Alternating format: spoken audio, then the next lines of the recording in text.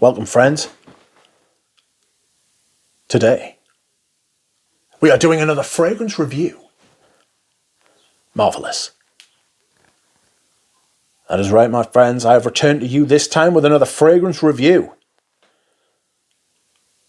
And the perfume we will be reviewing today is Terre D'Hermès Eau de Toilette. Released in 2006 by Hermès. Made by Jean-Claude Elena in the early stages of his in-house stint at Hermès. This review will follow my tried and trusty technique of telling you the notes that I get, and then just discussing the fragrance at length. So, the notes are orange, pink pepper, flintstone, geranium, grapefruit, cedar, vetiver, isoe super, and benzoin.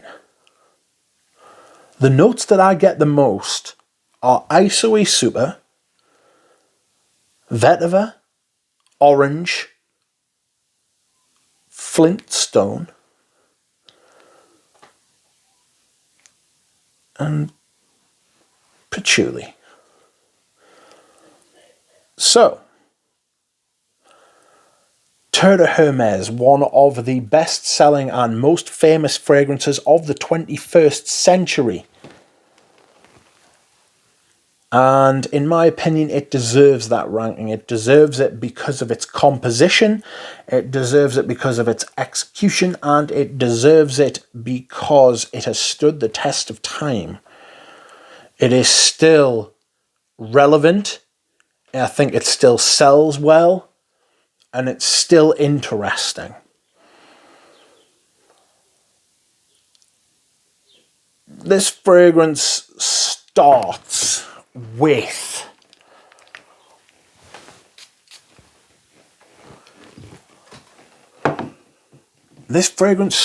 when it hits your skin with a big blast of what I can only describe as fizz.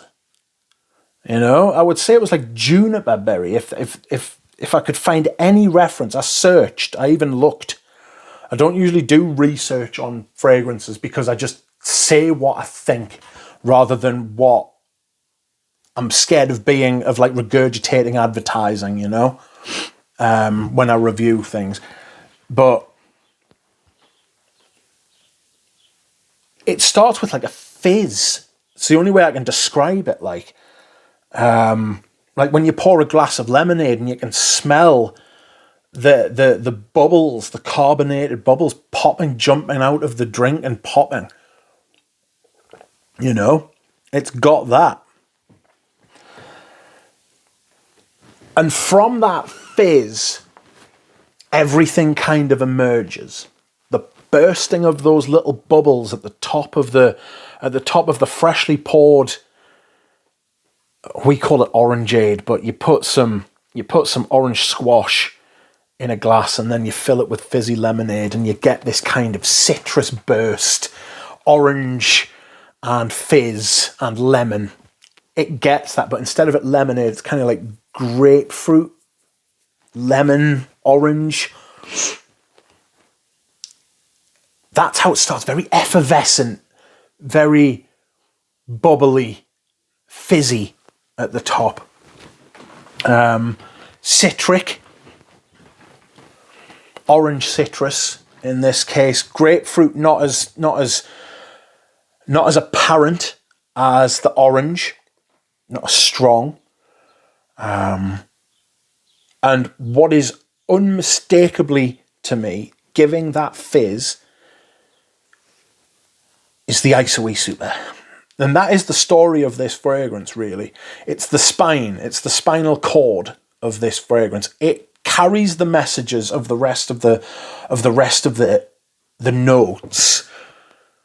It carries the fragrance, and without it, they would have nothing. They would be completely divorced from each other. It is the central nervous system of this fragrance, the isoe super. Isoe super is a cheap material. It has been around fucking longer than I have. It has been used ad infinitum, ad nauseum in perfume. Jean-Claude Ellena has taken it and made it completely new. It's genius. It's a genius piece of perfumery, and frankly, it's one of the reasons I'm not a major fan of his style yet. I find myself owning quite a bit of his work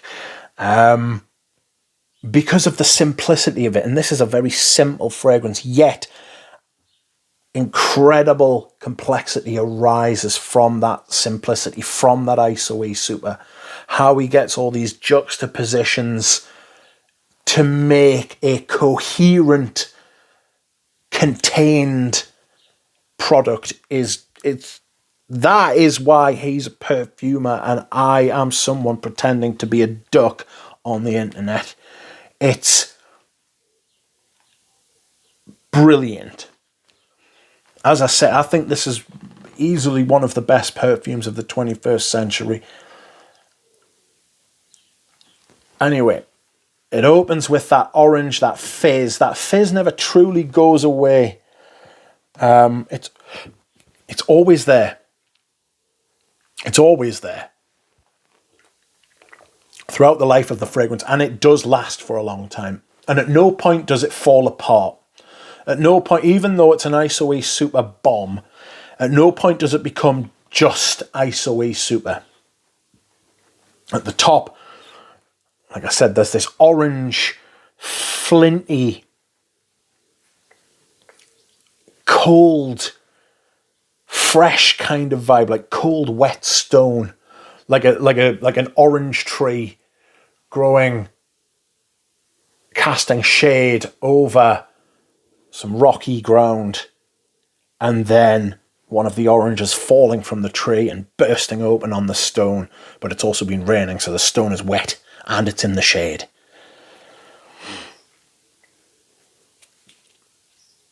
The heart of the fragrance for me is cedar and vetiver, with something a little bit like a floral. I suppose it's the geranium. There's geranium in this, and it has that kind of floral on a fresh breeze kind of thing. It's very effortless. It's very quiet ease. You know, this fragrance doesn't try hard. You know, it's just cool. And there's a cool breeze blowing through a warm garden in late spring. Orange tree. Flowers, nondescript flowers though. You know, there's no outrageous rose. There's no kind of overbearing, overwrought perfume. It's so effortlessly cool. The vetiver and the cedar give this some strength, some potency, some virility. And they're matched with the ISOE super again, which stops being as fizzy and becomes more airy. If you can imagine the difference between those two things, it's not active. It's not actively popping anymore, but it's still there giving air. And that's a hallmark of Jean-Claude Ellena's perfumes. He breathes fresh air into perfumes. There is space, but everything's still in view. It's not like cavernous. Everything is very, very well proportioned. An excellent draftsman as a perfumer. You know, everything is of the right proportion, in its right place, how it should be, where it should be. And yet it seems so simple and so obvious. You wonder how nobody ever thought of it before, when the fact of the matter is nobody did think of it before, and that's why he's brilliant and I'm not. You know? It's only obvious after somebody else has bloody came up with it, isn't it, you know? The fragrance continues on And the cedar and the vetiver kind of calm, along with the orange, become less distinct and become more homogeneous, and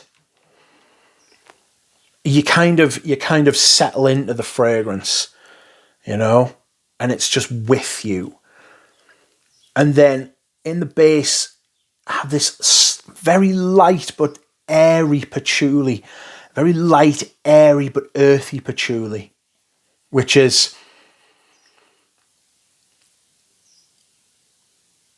comes across very naturally.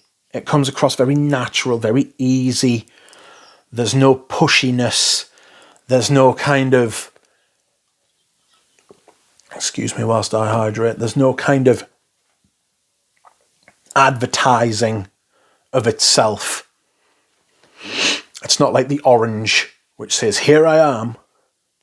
The patchouli just comes in and it gives off, the Isoe Super and the patchouli give off this kind of flintiness. I think that's how he's done it. The type of patchouli used and combined with the Isoe Super, it settles down late in as like an earthy, fresh, cool garden in the Mediterranean.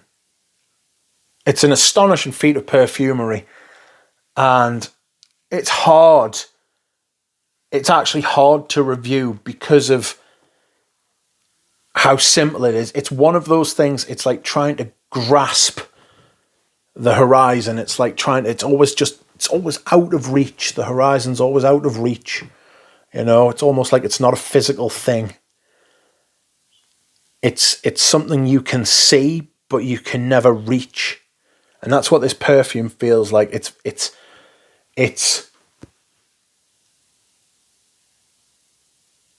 ethereal. You reach out to touch it and your hand goes through it, and yet it never loses its wholeness.